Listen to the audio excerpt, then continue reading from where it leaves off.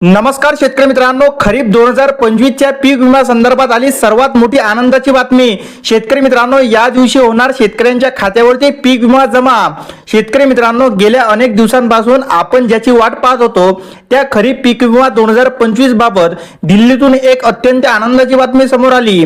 लोकसभेत केंद्रीय कृषी मंत्री शिवराज सिंह चौहान यांनी विमा कंपन्यांना मनमानी कारभाराला चाप लावण्यासाठी अत्यंत कठोर नियमाची घोषणा केलेली आहे। शेतकरी मित्रांनो, आता पीक विम्याचे पैसे शेतकऱ्यांच्या खात्यात 12% व्याजासह जमा होणार आहे। शेतकरी मित्रांनो, आता काय आहे नवीन 21 दिवसांचा नियम ते सुद्धा बघूया।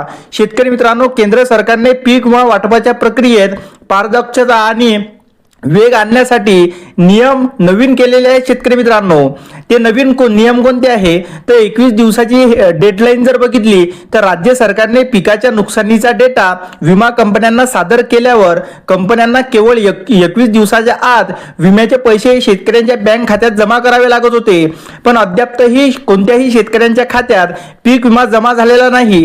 पण आता शेतकरी मित्रांनो, अत्यंत आनंदाची बातमी समोर आली, कारण शेतकऱ्यांना 12% व्याजाचा दंड हा मिळणार आहे। शेतकरी मित्रांनो, म्हणजे विमा कंपनी आता विम्याचे पैसे आणि 12% व्याज हे शेतकऱ्यांच्या खात्यात टाकणार आहे। शेतकरी मित्रांनो, याचा लाभ थेट डीबीटी द्वारे शेतकऱ्यांच्या बँक खात्यात होणार। आता शेतकरी मित्रांनो, त्यानंतर महत्त्वाचा मुद्दा जर बघितला तर यासाठी महाराष्ट्रातील 89 लाख शेतकरी पात्र असणार। महाराष्ट्रातील शेतकऱ्यांसाठी सर्वात आनंदाची गोष्ट म्हणजे तंत्रज्ञानाचा वापर करून नुकसानीचा सर्वे पूर्ण करण्यात सुद्धा आलेला आहे। त्यामध्ये सॅटेलाइट सर्वे जर केला तर रिमोट सेन्सिंग आणि सॅटेलाइट तंत्रज्ञानामुळे अवघ्या 5 दिवसात महाराष्ट्रातील 89 लाख शेतकऱ्यांच्या नुकसानीचा डेटा आता हा सरकारजवळ पाठवण्यात सुद्धा आला आणि विमा कंपन्यांना आता पैसे द्यावेच लागणार आहे। शेतकरी मित्रांनो, यामध्ये शेतकरी पात्र किती आहेत तर 89 लाख शेतकरी यासाठी पात्र ठरलेले आहेत। त्यासाठी तांत्रिक अचूकता जर बघितली शेतकरी मित्रांनो तर सर्वेक्षणात पारदर्शकता असल्याने आता कंपन्यांना नुकसान झाले आहे की नाही अशी सबब सांगणार नाही। म्हणजे शेतकरी मित्रांनो, खरोखर 89 लाख शेतकऱ्यांचे नुकसान झाले आणि त्यांना सरसकट हेक्टरी 17,500 पर्यंत हा पीक विमा वितरण सुद्धा होणार। आता हा पीक विमा वितरण कोणत्या दिवशी होणार ते सुद्धा बघूया। आता विमा कंपन्यांवर वाढणार दबाव, त्यामध्ये काय झाले की 15 जानेवारी नंतरची 21 दिवसाची मुदत आता संपत आलेली आहे। मात्र अनेक कंपन्यांनी अद्यापही प्रत्यक्ष रक्कम वाटपाची तयारी दाखवली नाही। त्यासाठी केंद्रीय कृषी मंत्र्यांचा या कडक पवित्र्यामुळे आता विमा कंपन्यांना शेतकऱ्यांचे पैसे द्यावेच लागणार आहे।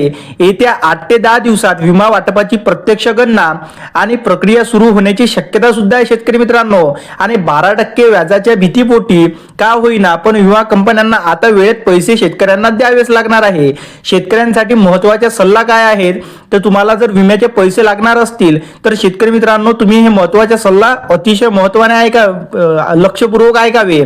तुमचा आधार कार्ड आणि बँक खाते लिंक असल्याची खात्री करून घ्या। त्यानंतर पीक विम्याच्या अर्जाची स्थिती वेळोवेळी तपासत राहा। शेतकरी मित्रांनो, आता केंद्र सरकारचा हा निर्णय शेतकऱ्यांच्या हिताचा असून त्यामुळे विमा कंपन्यांची दिरंगाई थांबेल। 89 लाख शेतकऱ्यांच्या खात्यात हा विमा लवकरच जमा होणार आहे। शेतकरी मित्रांनो, त्यासाठी कोणतीही काळजी करण्याची गोष्ट नाही आणि हा विमा येत्या 20 फेब्रुवारी पर्यंत तुमच्या खात्यात जमा होण्याची शक्यता आहे। व्हिडिओ आणि माहिती आवडल्यास चॅनलला सबस्क्राइब आणि व्हिडिओला एक लाईक अवश्य करा। धन्यवाद।